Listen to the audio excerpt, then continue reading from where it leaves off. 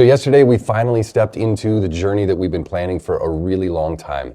We took 11 suitcases, 4 backpacks, and 2 hand totes, and somehow it was the smoothest travel day we've ever had. People just helped us out along the way. Waking up this morning and looking out at the fog-shrouded red rocks of Sedona feels surreal, not because so much of the view, but because of what's actually true today. We said goodbye to our home of 20 years and set off to chart a whole new course for life, to build a different kind of life rooted in a different set of values. But what makes today feel different isn't the move itself. It's all of the work that came before it.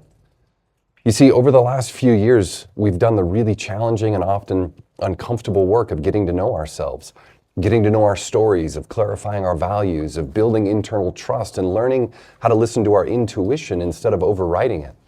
Learning the difference between the parts of us that we're trying to keep everything stable and the deeper sense of self that knows when it's time to change.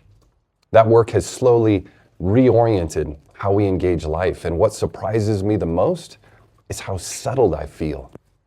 We're moving, we're traveling, everything is technically in motion. There's no certainty in place, there's no fixed destination beyond a dot on a map that we're aiming towards, and yet my body actually feels calmer than it has in a really long time. And it's not because everything is figured out. I think it's because we're no longer arguing with what's true for us.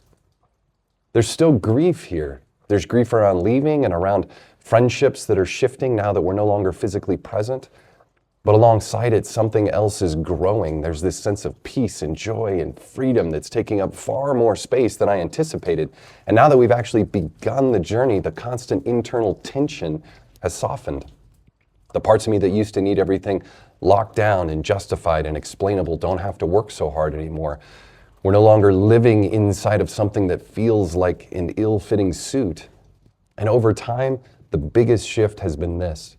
For us, home no longer feels like a house.